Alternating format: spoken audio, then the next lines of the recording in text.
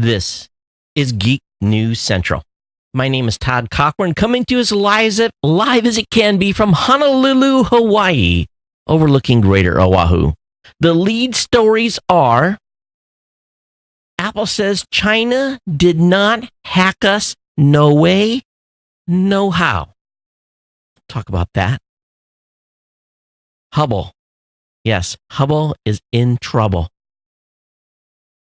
A totally amazing story. Did you know that there is fish face recognition is a new thing? I didn't even know fish had faces. And another story tonight. Google did not report exposed user data as they were, quote unquote, too scared to. I want to welcome you to episode 1319 of Geek News Central podcast for Monday, October 8th. This show is sponsored in part by GoDaddy.com and listeners just like you. Great deals from GoDaddy can be found at geeknewscentral.com/GoDaddy. Of course, you too can support this show at geeknewscentral.com/insider. Hey, I want to give a warm welcome to all of the Ohana, all the longtime listeners and viewers of the show. Thanks for being here. If you're watching live, definitely say hello in the chat room today. We want to hear from you. That's the most important thing you can do, just say, hey, I'm here and say hello. But for those of you that are brand new to the show and are listening on demand via the podcast, the most important thing you can do as a new listener is just take literally 60 seconds and go over and visit geeknewscentral.com on your mobile phone. And when you're on there, click on the subscribe on Apple Podcast, or if you're on an Android device, on Android. If you're old school, just want to get the show notification by email, you can do that. You can grab Google Podcast link as well and add the Geek News Central app right to your Android desktop. I guess that's the best way to say it, or your Android mobile phone. You can listen on Stitcher, TuneIn. For those of you that like to listen on Spotify, just search for geeknewscentral.com or search for Geek News Central, or just click on my Spotify link. That'll take you to the show as well. You can subscribe via standard RSS. That's the way a lot of folks still do it, believe it or not. Main thing is to get subscribed to the show. Don't miss a single episode. Hey, and while you're on the website, take some time and really just grab the show from sign up for the newsletter. The newsletter contains everything I'm going to talk about during the show today. Has all the links. It's everything. It's posted on the website as well, so you can get it either way. But the newsletter allows me to drop that in your inbox, so you have it either every Tuesday and Friday morning. That's the best part. You can watch the show on your Apple TV or via the Tech Podcast channel on your Roku. You can listen on Blueberry.com. You can listen on your smart home device by saying the keyword to launch that device and play the podcast, Geek News Central. TuneIn is the app that normally brings you the show via those smart home devices. But we're also live. We're live every time we do the show, Monday and Thursday, except when I'm on travel, at live.geeknewscentral.com. We're on YouTube, we're on Facebook, we're on Twitter, we're on Twitch, we're on Mixer. So really, if you want to watch live, you can do multiple locations. Today, we changed it up a little bit. We're having trouble with the YouTube stream, per se, staying constant. The Wowza server was not serving data fast enough to YouTube, no matter what we tried. It would really become a frustration point for me, so I'm back to pushing 2 streams. So we push one to Wowza that goes to 7 different locations, and we press 1 to YouTube, and just looking at the health here, the stream says perfect. I'm good on YouTube, and again, we're live there. So live.geeknewscentral.com is a place that you can go right now and catch the show either on demand or catch us live. You can join our chat room at geeknews.chat. This is our Mastodon server. This is a great way to stay connected with the Ohana. Go over there and chit-chat, or you can join our Slack channel. That's real simple as well. Our Slack channel contains everything that's going on with the geeks here at Geek News Central. Let me go through my list here. What else I got left? Hey, you can contact me on email, geeknews@gmail.com, or on Twitter @geeknews. Of course, you can follow me on Facebook as well. Partner shows include, and all these are linked to Geek News Central, the Gadget Professor, Mr. Don Bain, the Pro Gear site written by my team at ProGear.guru, the New Media Show at newmediashow.com, and Podcast Legends. You can always pick up Ohana gear cool gear from Geek Essential at cafepress.com/Ohana store. This show is sponsored by the longest running continuous sponsor of podcasts, and that's our good friends over at GoDaddy.com. And GoDaddy's been with us for a long time, and we want to thank them for their ongoing support here, and really for them to continue allowing me to do what I do, keep the lights on, keep the insurance paid, all that stuff requires you to share my promo codes and use them yourself when you're picking up new domains, picking up hosting accounts, picking up a server over there. All those codes go into the pile to make GoDaddy happy, to keep me in business. So geeknewscentral.com/GoDaddy is the place to go to grab those codes, share them with your friends, family members, people that you know. And these deals are really very simple. You can get 30% off new product purchases. And I like to use this one when I'm picking up big items like servers, VPNs, cloud services, whatever it may be. That code works really good. And then there's the 99cent.com. This is a one-time deal. You get to use that code once on a .com. But hold up, you don't need to use that code if you get the $1 a month economy hosting with a free domain for the first 12 months. So it's $12. Get you economy hosting with a free domain. Also, that $1 a month managed WordPress hosting for the first year also includes a free domain. So $12, you get that managed WordPress hosting, and again, a free domain. For you business owners out there, a 1-month free trial of GoDaddy Website Builder, your choice of personal, business, or business plus plans. All those promo codes are at geeknesscentral.com/GoDaddy. We want you to use those. We want you to share those codes. Talk to your friends about it. Share, folks. Link to the website. Link to the page. You can do that. Just come over, grab the link off the webpage, tweet that, put it up on your Facebook post. That's almost like an in-kind donation to the show. So we want to thank all of you that continue to support our sponsor, GoDaddy, geeknesscentral.com/GoDaddy. Now, I was thinking about this morning, and I got a few things here before we get into the tech content. For those of you new to the show, this is what we kind of do. We do a little chitter chatter before we start the tech part. This is how this show's been formatted for 1,300 plus episodes. It's hard to believe it's October.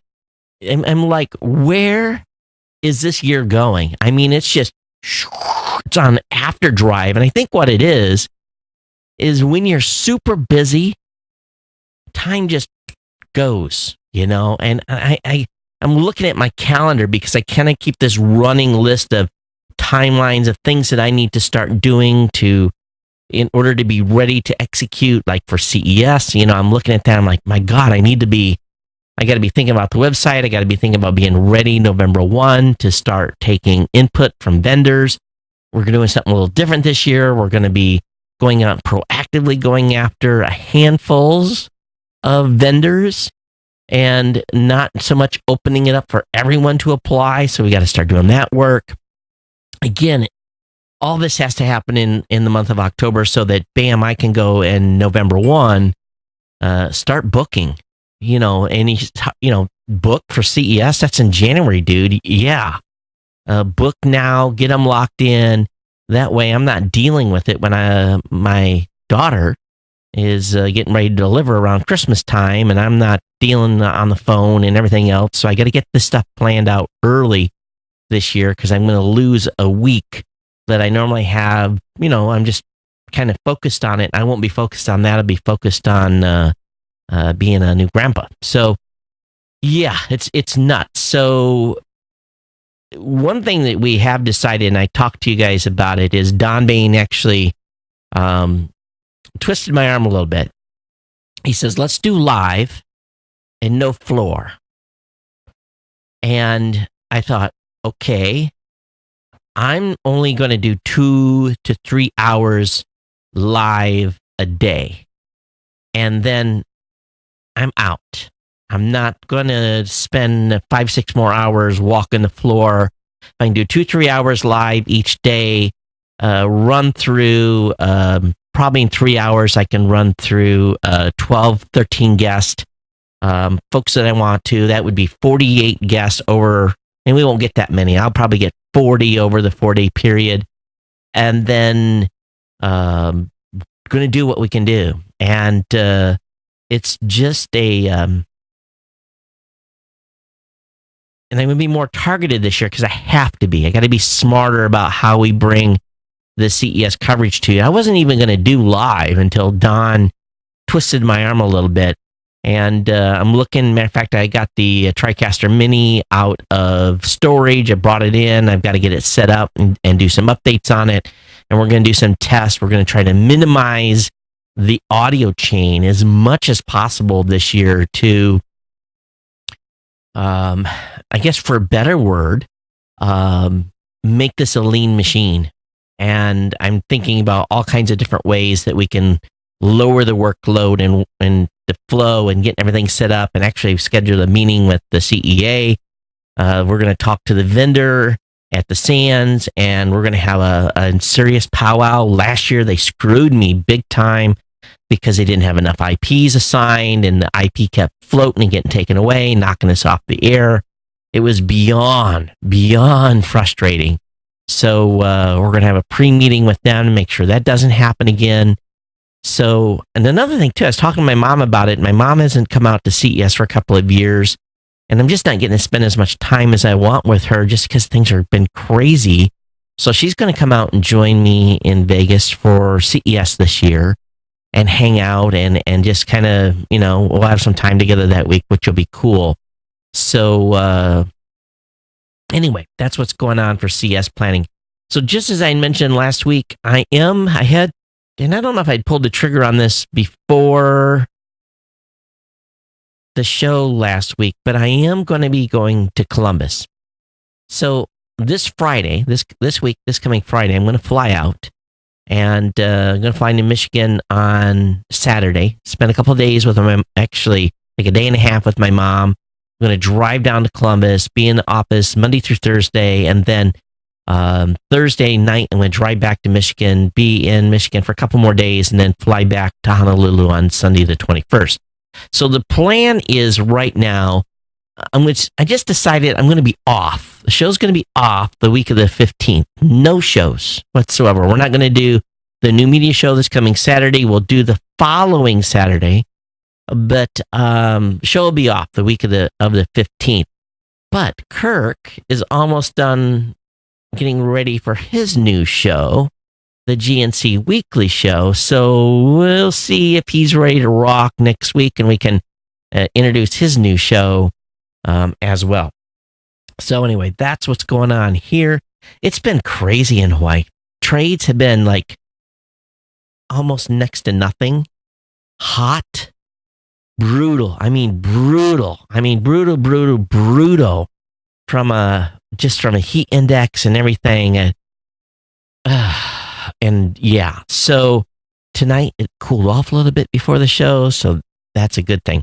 All right, so I've chit-chatted enough here. Let's get into the content. I got a good stack of stuff for you tonight. And again, for those of you watching live, this is how we kind of run the show. At the beginning of the show, Bill, hello. How are you? Thanks for being on. And if you're on YouTube watching the show, welcome to the YouTube or Mix, or if you're on Periscope or on Twitter, it all depends on where you're listening. Thanks for being here. But everything's good. Health is good. It's like holding like a champ, as it should. All right, beautiful. All right, let me see if I missed anything here. Don't think so. So let's go ahead and get into the content. I want to start off with, we talked heavily last week about the China and the hack on basically a chip on motherboards. And there's been huge denials. And I'm skeptical that these denials are legitimate. I think these companies, and Bloomberg did a year's worth of investigative work on this. And they talked to a lot of different people, okay? And it's not a stretch by any means to think that this could have happened. So let's take on the face value that the Bloomberg article on this actually happened. But yet you have some serious denials. Apple's denials are clear and unequivocal. But, I'm using the word but here. Apple's issued carefully worded denials. Several of them focused on the claims in the initial Washington Post story that the NSA had direct access to user data, but while some of these details may have been wrong, the basic thrust of the story, and this is, let me pretense this. In 2013, Edward Snowden released some documents that said that there was issues at Apple.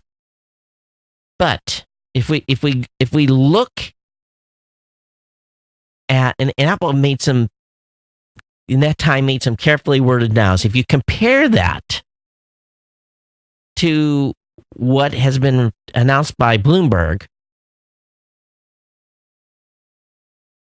this has made some folks wonder, including myself, if something similar might be going on regarding Apple and Supermicro. But Apple's broadly worded denials and its decision to continue hammering away at the story days later is a little different than how they responded in 2013 to Snowden's claims. Apple says our internal investigations directly contradict every consequential assertion made in the article. Apple writes, we never alerted the FBI to any security concerns like those described in the article, nor has the FBI ever contacted us about such an investigation. In a follow-up email to Ars Technica, Apple confirmed that this denial applies to other government agencies as well. Amazon's denial was also broad and unequivocal. At no time, past or present, have we ever found any issues relating to modified hardware or malicious chips in Supermicro motherboards, the company wrote. Supermicro also says the story is wrong. Now, let's go a little further.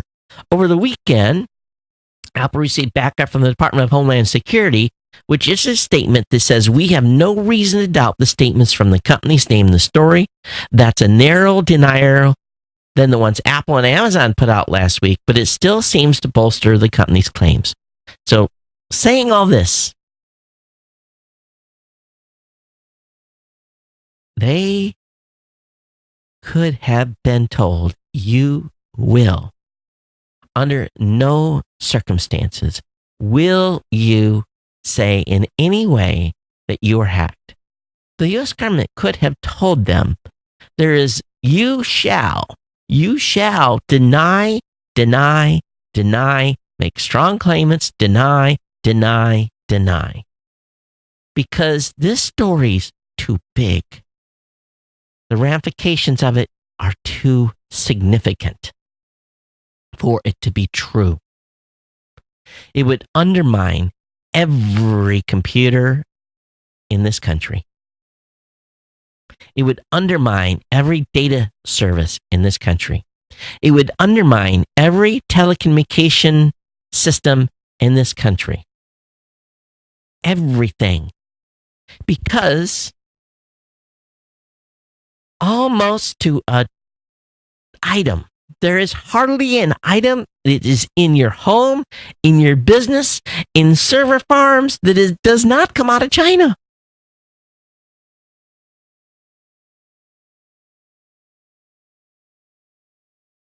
Let's think about that for a second. So if this happened and the Bloomberg story has legs, then what we have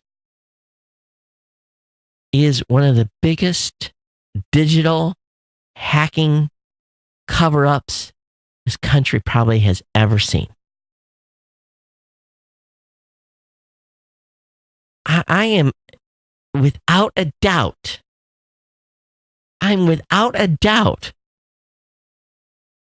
knowing that it's capable, the U.S. government is capable of telling these people, you shall never, ever, ever, ever talk about this. And if you do, there's no way.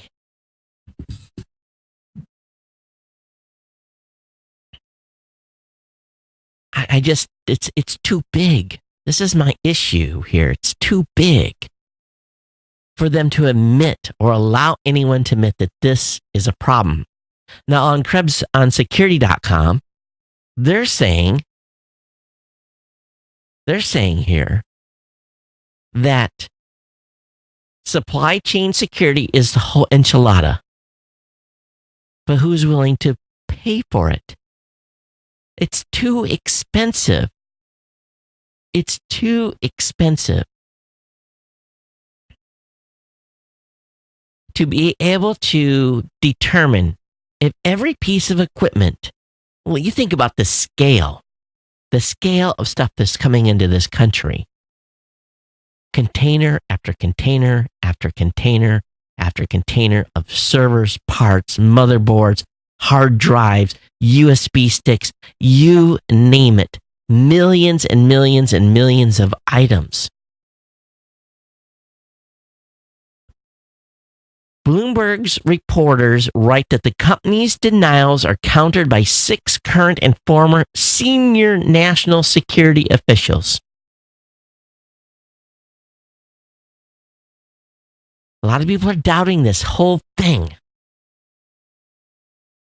I'm going to just break out the conspiracy theory here. I think this hack happened. I truly do. I really think it's happened. And I think there's been such a gag order put in place that these companies can't say anything other than what they're saying. Now, according to this article on KrebsOnSecurity.com, he says, most of what I have to share is based on conversations with some colorful people over the years who would probably find themselves confined to a tiny, windowless room for an extended period if their names or quotes ever showed up in a story like this. So let me be very, very clear. What he says here is absolutely the truth.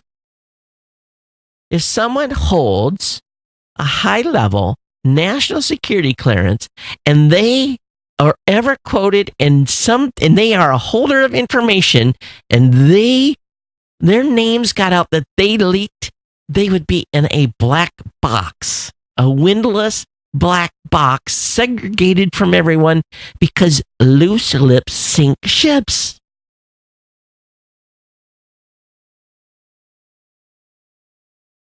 This reporter, Krebs on Security guy, says the U.S. government isn't eager to admit it, but there's long been an unofficial inventory of tech companies and vendors that are forbidden to buy from if you're in charge of procuring products or services on behalf of the U.S. government. Call it the brown list, black list, entity list, or whatever you have. But it's basically an indelible index of companies that are on the permanent, and he calls it shit list of Uncle Sam for having caught pulling some kind of supply chain shenanigans. He says, more than a decade ago, when I was a reporter at the Washington Post, I heard from an extremely well-placed source that one Chinese tech company had made it on Uncle Sam's entity list because they sold a custom hardware component for many internet-enabled printers that secretly made a copy of every document or image sent to the printer and forward that to a server allegedly controlled by hackers. Now, if you know, okay, so when I got my iPhone, my new iPhone, it came straight out of China. It was not in a container. They shipped it FedEx directly to me, a one-off item directed towards Todd. This phone came to me. Now, with so much direct shipment of stuff, what's to say these servers are going to Apple? All right, let's send these 10 special boxes here, and the rest of the 100,000 that are going to the general public, just send them. We don't need to have those. Oh my God. SIRI started talking. But anyway, why couldn't things be targeted? Now, if you think I'd go a little further, The Internet of Thing devices, cheapo security cameras, routers, digital video recorders, sold at places like Amazon and Walmart, many of these IoT devices have become a major security problem. We know about that. For every company that produces these IoT devices, there are dozens. When we go to CES, there are dozens of vendors that are got stuff. And I'm selling this type of chip. I'm selling this type of conductor. I'm doing this kind of, and wall to wall, hundreds of vendors, and that's only a small percentage. They have their own white label stuff. But we don't hear about intentional efforts to subvert the security of technology and supply chain, because when this happens, man, it gets locked. I mean, those people get locked. Their lips get locked down. Locked down. And of course, the situation with ZTE, ZTE was banned. The Pentagon banned the sale of Chinese ZTE and Huawei phones on military bases. Did they say why? No, but they got banned. Somewhere there's a report that has why.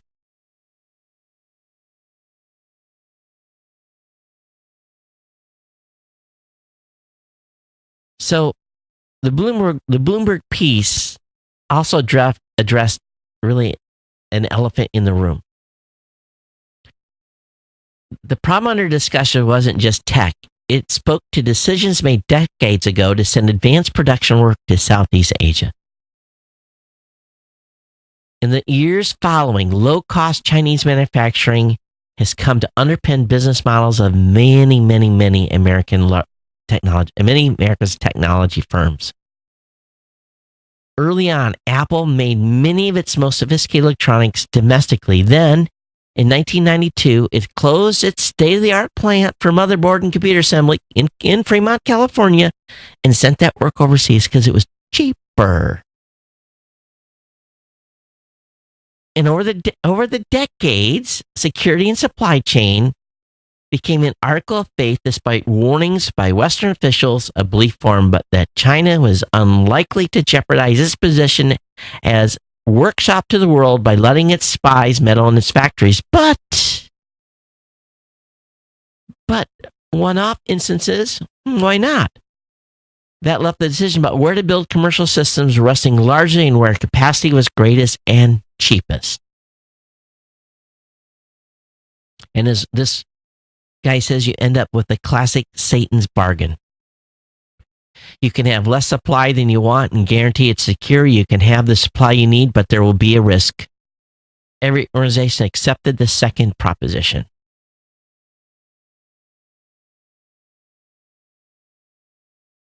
It's only the beginning. Do you feel more secure? Do you sleep better at night right now? Do you think about stuff that you bought to save a few bucks? You bought some off white label IoT devices? Do you have stuff in your enterprise now that needs to be looked at? Do you have cheaper computers you bought somewhere that you're concerned about? Do you do defense work? Where have you bought your source server data? Did you buy it through third party, or did you buy it with your company's name? Did someone know you were buying something that was publicly known that was coming into your company? I think companies that are out there now ought to start using some third parties to buy for them so that there's less targeting can be done against an enterprise.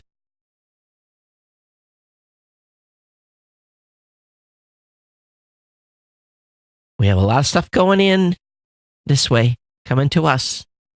We had very little going that way. Chip level component stuff, we're beholden to China in such a level you probably all know. So I'm of the firm belief that Bloomberg is on, and I have just my intuition thinking about this. I think Bloomberg is onto something, and the rest of these companies have been told, you will shut up and not say anything. That's my take. That's Todd's 2 cents worth. They can deny all day. I don't believe them. I don't believe them for a heartbeat. And quite frankly, it makes me sleep a little less well at night thinking about it. We'll probably know at some point. Some things, there will be a tell here or tell there, but we in the general public will never know. Someone will go, how did they figure that out? All right, let's move on here. Hubble Space Telescope is in trouble. The 28-year-old Space Observatory is currently in safe mode. This is too bad. They lost a gyroscope. Well, they've got 6 gyroscopes, but the problem is they've been running on 3 already. Now they're down to 2. So they're going to try to revive a previously failed gyroscope to replace this new failure. This is not unexpected. They thought that these gyroscopes would not last beyond like 2015, even though we had a big service to the International Space Station some years ago. So now, if they can't get this third gyroscope up and running again, they're going to go to single gyroscope operations. And what it means is that they're not going to be able to do as long looks. They can't keep pointed in the same direction as accurately as they have in the past. So the science will be impacted. But they knew this. And the Hubble's been up there a long time. You know, last service was in 2009. And they replaced all 6 of its gyroscopes at that time. But again, the James Webb Space Telescope was already supposed to be in space by now. But now it's 2021 before it's going to make into orbit. So we may be handicapped on the science front with Hubble for a while. So we'll see what happens here with Hubble. It's too bad, really. But the science that the Hubble has brought to us has been truly, truly incredible. You're not going to believe this.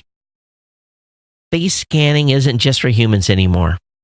Norwegian fish farming giant Cermaq plans to roll out facial recognition technology at salmon farms that can scan each fish's head for something called sea lice. Each individual fish will reportedly have a medical record that's tracked over time. The spread of sea lice on salmon farms is a big problem that could cost the global salmon industry $1 billion annually. So Cermaq is using cameras enabled for 3D scanning, which can tell salmon apart by remembering the pattern of spots around the fish eyes, mouth, and gills. If the salmon has lice or skin disease, infected fish will reportedly be separated and treated. How they're going to do that, I don't know. Of course, U.S. agriculture giant Cargill is also trying out the tech on cows to adjust feeding components in order to increase milk production. Well, they've already been chipping cows for a while, so you don't really need facial recognition in cows that are coming in to be milked. But they on this fish thing, they completed 9 months of testing a small pen with 2,000 fish and proved that the principle works. They say we plan to start a new test with 10,000 fish in November, and in parallel, we're preparing for tests in large commercial scale pens with 150 to 200,000 fish. So if they are being able to do facial recognition on fish, oh my God, what are they doing to us? Wall Street Journal is reporting that Google exposed user data, feared repercussions of disclosing to the public. Google opted not to disclose to users its discovery of a bug that gave outside developers access to private data in which it found no evidence of misuse. This has been going on a long time, and it's over hundreds of thousands of users of Google+. Well, as part of the response to the incident, Alphabet today said that they're going to announce a sweeping set of data privacy measures that include permanently shutting down all consumer functionality of Google Plus over the next 10 months. So Google Plus is rip. It'll be gone in 10 months, which is too bad. It's where the geeks hung out. So, wow. So apparently they said, oh, no one hacked us, we think, so we're not going to inform anyone. This went over 3 years. And the reason they did it, they were worried. They were worried that if they came out and said they had a problem, that disclosing the incident would likely trigger immediate regulatory interest and invite comparisons to Facebook's leak of user information to data firm Cambridge Analytica. Naughty, naughty, naughty, naughty, naughty, naughty, naughty, naughty, naughty Google. The episode involving Google Plus, which hasn't been previously reported, shows the company's concerted efforts to avoid public scrutiny of how it handles user information.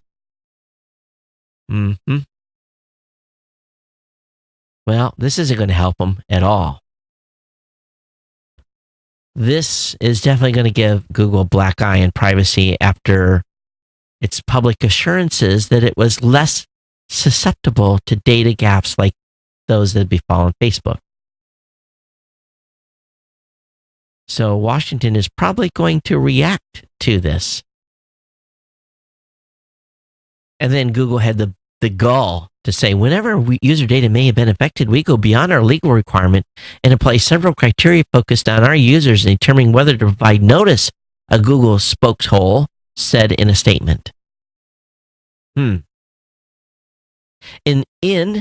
weighing whether to disclose the incident, the company considered whether we could accurately identify the users to inform whether there was any evidence of misuse and whether there were any actions a developer or user could take in response. None of those thresholds were met here.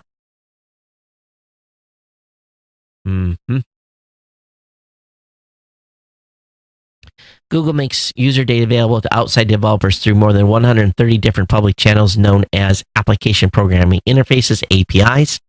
These tools usually require users' permission to access any information, but they can be misused by unscrupulous actors posing as app developers to gain access to sensitive personnel data. We know no one ever does that, right? No one ever wants personal data. Google believes up to 438 applications had access to unauthorized Google Plus data, the people said.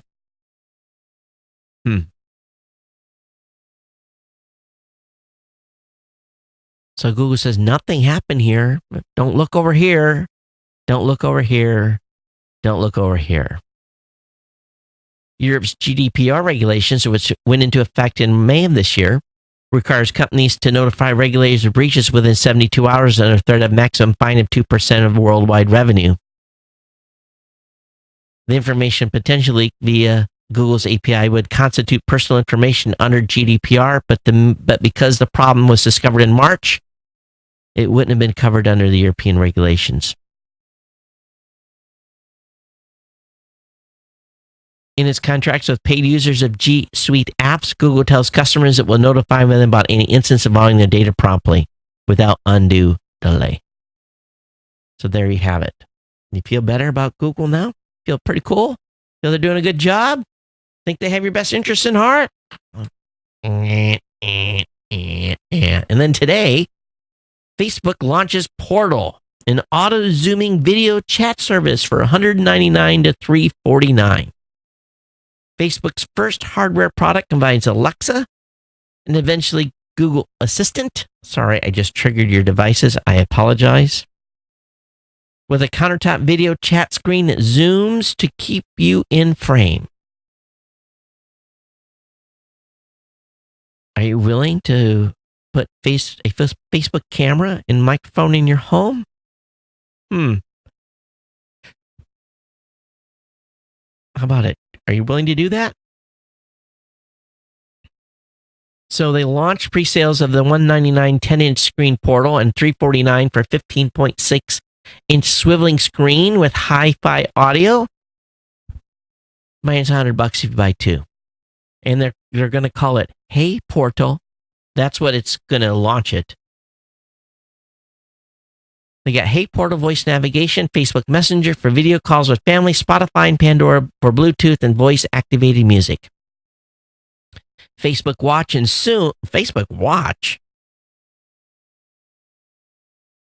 soon more video content providers. Augmented reality story time for kids, a third-party app platform, and it becomes a smart photo video frame when idle. Mm-hmm. Some folks are already creeped out about it. We had to build all these stacks, hardware, software, and AI. Come on, AI, really? From scratch. It allowed us to build privacy in each of these layers. Facebook privacy. There's no facial recognition. Instead, just a technology called 2D pose. It runs locally on the device to track your position so the camera can follow if you move around. A separate chip for local detection only activates Portal when it hears its wake word. It doesn't save recordings, and data connection is encrypted, and with a tap, you can electronically disable the camera and mic or slide the plastic privacy shield over the lens to blind it. We are so stupid. We have put we have made it so easy for people just to come in and turn a smart home device on and listen to everything we have to say. We are so stupid. Yet what would we do without all this stuff, right? I think one of my buddies has it right. He says, Todd, I'm disconnecting. Give me a flip phone, basic phone. I'm tired of being tracked, marketed to, sold to at every possible turn of the, He said, I probably won't be able to even escape that because I'll still have a laptop. All right, I know some of you are facing a hurricane again, and so make sure your phone's loaded up with everything that you need. And your phone can help you before and during a hurricane. One thing that was a good reminder is your phone. Hey, go through and video the house, inside, outside. Take your time, because if something happens, you'll have a record of all that stuff. And you'll be able to open the drawers, film what's inside the drawers, kitchen, in your living rooms. Don't be shy. Take some time and make sure that so that you can go back later if you so have to and create an inventory if you have to do an insurance claim. All right. So you got some time yet here to do that. Anyway, I have a link in the show notes of how your phone can help you before and during a hurricane. All right. Link will be in the show notes for you tonight. LED, it's pretty, LED lights are pretty crazy. You look here in the studio, I've got LED lights back here. I've got LED, my keyboard has got LED lights on it. Just LED everywhere. And matter of fact, as I've gotten older, I've gotten more annoyed with external lights, and I like it black. I don't want the phone light going off. I don't want to see I want it black. That's how I like to sleep. And so, I've had to use gaffer tape. Gaffer tape's beautiful for this function of covering over little lights that, it's just those little pinprick lights that are, little red lights, green lights, white lights. They're annoying to me. And I put black tape over all those. So if you don't want to go to that extreme and put tape on, there are some products out there that help you dim some of those lights. And also they've got some ideas on setting energy settings and stuff like that to remove, when the studio goes dark here, it goes dark. Everything's on switches, and I turn off everything except the only thing is really on when the show's over is the iMac, the router, the DOCSIS 3.1, and the switch. That's about it. And then a computer.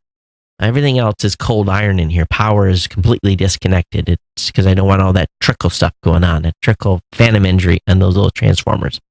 So this is another way for you to kind of look at, see what's going on with power consumption in your house. So even though these LED lights don't use hardly anything, it all adds up. So definitely check the article out. If you cut the cord, can you get the Weather Channel? Well, you can watch the Weather Channel on DirecTV, Fubo, or HD Home Run Premium.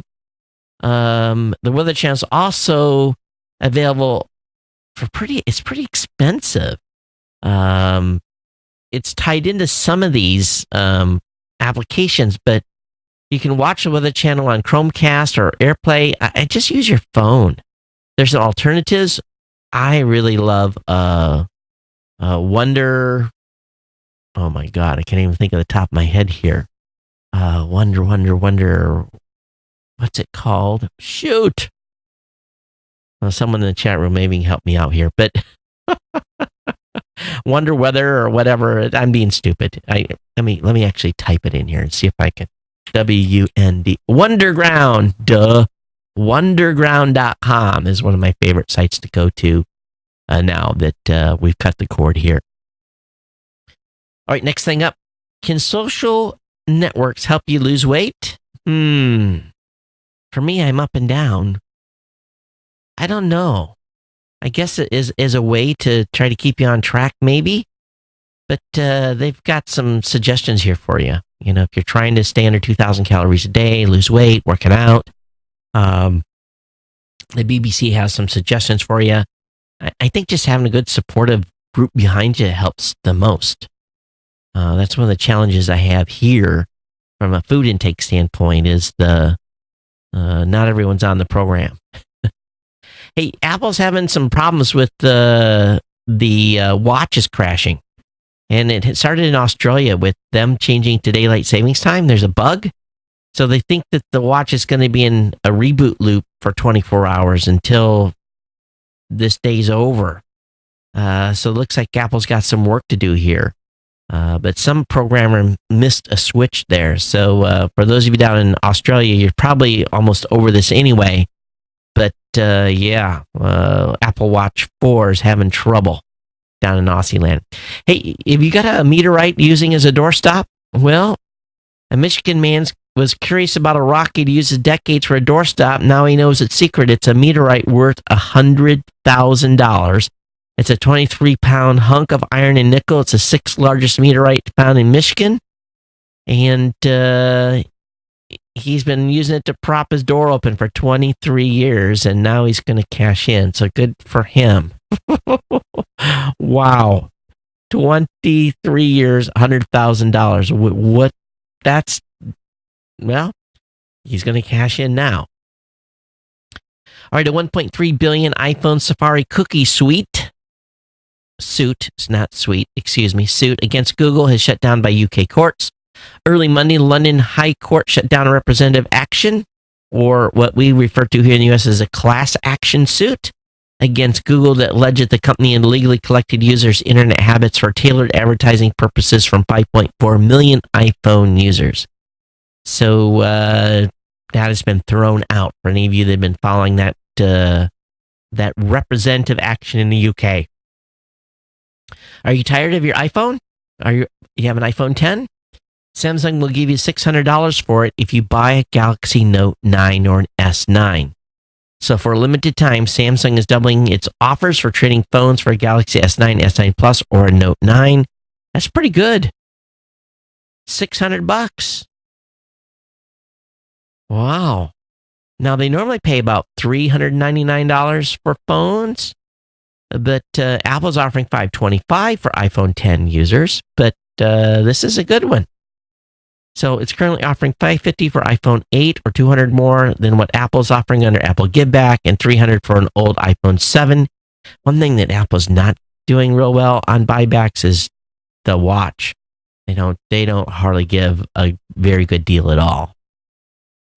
For Mac users out there, 7+ ways to get more things done faster on your Mac. This article from Computer World, I won't go into this. Link will be up in the show notes for you to check it out. Heathrow has been fined for a USB stick data breach. It comes after a staff member lost a USB stick last October containing sensitive personal data, which was later found by a member of the public. So it doesn't say how much did they get whacked for? How much was the fine?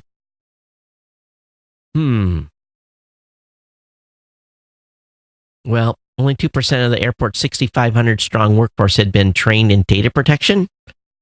The company took swift actions and strengthened processes and policies, but they don't say how much they got fined for.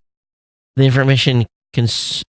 Information Commissioner's Office said the memory stick, which contained 76 folders and more than 1,000 files, was not encrypted or password protected. It said only a small amount of files contained sensitive information, including a training video and passport numbers up to 10 people, personal data of up to 50 Heathrow aviation security personnel, and maybe even some data from the Queen. So Heathrow is going to get whacked here. Verizon is praising itself for saving lives. This is really bold of Verizon. You know, after they've been throttling firefighters, for Verizon to come out with an ad that says we're enabling heroes to stay connected in the time of need. It received a very chilly reception on YouTube, leading Verizon to disable comments and voting on the video. The video is still being panned in a Reddit discussion, but Verizon Chief Network Officer Nikki Palmer discussed the Verizon network in the ad, saying we are constantly innovating from a dedicated lane on our network just for first responders to cell towers on wheels. We can even fly cells on drones so communications stay up in times of crisis. Yeah, unless your data plan's out, then they throttle you. So, oh my God. A little PR campaign here that backfired on Verizon. All right, the next generation of body cams for police officers can live stream and detect gunshots. The company formerly known as Taser has announced a new energy weapon as well. So Axon, AXON, who is the premium manufacturer of body-worn cameras for law enforcement, has launched the latest version of its devices. It's known as Axon Body 3. The new version features gunshot detection, live streaming, and wireless uploads. So they made this announcement at a law enforcement conference held in Orlando. So we'll see what comes here. But more body wear for our law enforcement folks, which I always think is good. iOS 12.0.1 is now available. It's going to fix a charging bug and Wi-Fi network issues. I've seen this Wi-Fi network issue. So this is good. They fixed a bug that caused iPhone to rejoin slower 2.4 gig connections of a Wi-Fi network rather than the faster 5G. And so anyway, this update is available. You can go to Settings, General Software Update to force the update if you're seeing any charging or Wi-Fi issues. Or Elon Musk, even though he's still he's paying some fines. Elon Musk SpaceX had a rocket launch that lit up the sky yesterday. Incredible. As a matter of fact, if you go to my Facebook page right now and you look at a time lapse that someone took, it's one of the wildest time lapse videos I've seen in years. But I watched the replay of the launch in bed last night. Pretty impressive launch. Of course, they got the satellite to orbit, but link will be up in the show notes if you want to watch that. Asus announced a mid-range Chromebook with a 14-inch touchscreen. So that's coming available. What's the price on this bad boy going to be? It's a 1080p touchscreen display powered by a Pentium N4200. The company claims this model is the first of its Chromebooks to feature a nano edge design, which means it's got some pretty thin 5.8 millimeter bezels. 180-degree hinge lets the Chromebook lay flat. The battery should last about 10 hours. And of course, they did not announce the price. So link will be up in the show notes if you want to check that out. Some Watch Series 4 reviews coming in.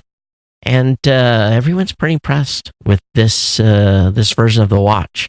Mine arrives on Friday. So just before my trip, I'll be firing it up, and hopefully I'll get it connected to Verizon before I leave.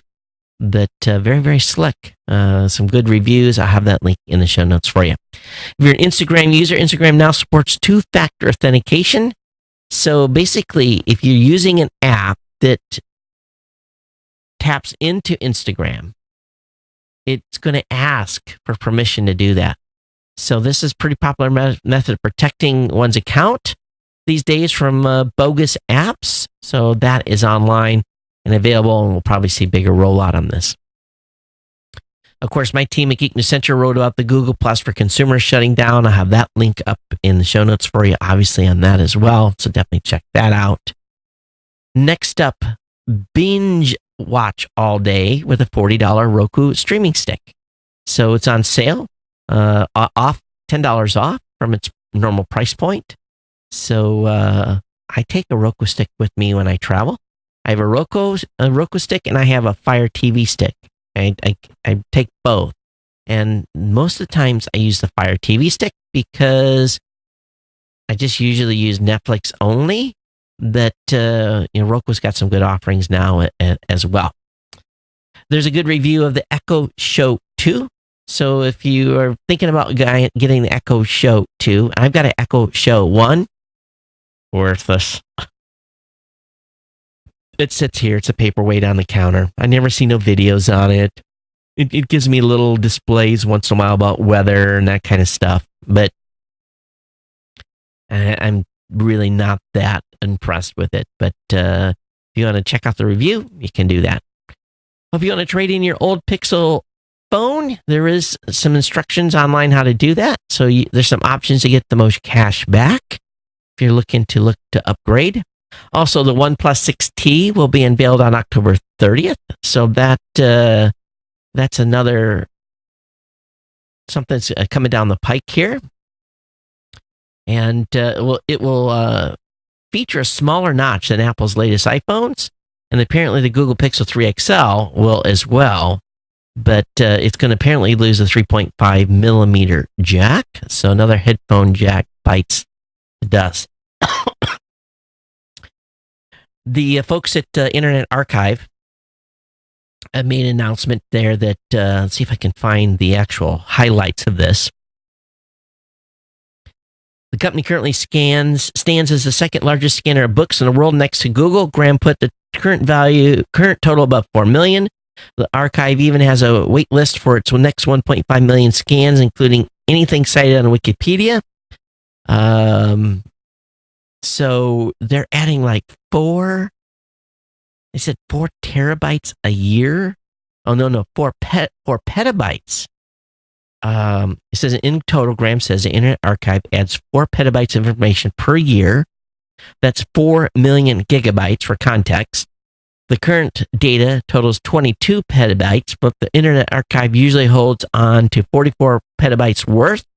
He says, because we're paranoid, Graham says, machines can go down and we have a reputation. He says, so basically they're archiving a lot of stuff. So anyway, I'll have a link up there in the show notes for you to check that out. I think that's it. So those of you on the East Coast, how's the weather? Do I need to wear slacks, shorts? I hate wearing pants, to be honest with you. That's the only advantage of being in Hawaii. I don't have to wear pants. Pants suck. They really do. All right. Mum was the word on the news on the Chinese hack. No one had a comment last week. I guess you all agree with me? I don't know. I spent enough time on it. I thought I would have got a little reaction out there, but nary a word from anyone. I know some of you had today off. I hope you enjoyed your day off. Federal workers had today off.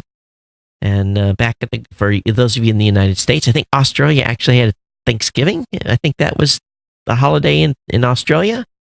Or was it Canada? One of the two, but I'm sorry if I got it wrong. But everyone, thanks for being here. It's been my pleasure bringing the show. I'll be back with you on Thursday with another edition. How's the show's been? You guys think that last show, to be honest with you, wasn't 100% on my game, but I think tonight, everything turned out pretty good. So I hope you like the podcast tonight. It's been my pleasure to bring it to you. I can't wait for November 4th because the clocks roll back, and then I'm only going to be 5 hours instead of 6 hours difference from the East Coast. Hey, don't forget about my sponsor, geeknesscentral.com/GoDaddy. And of course, another thing too is become an insider. We've had some new folks pick up. I've seen some increase in insider donations. That is the best deal ever.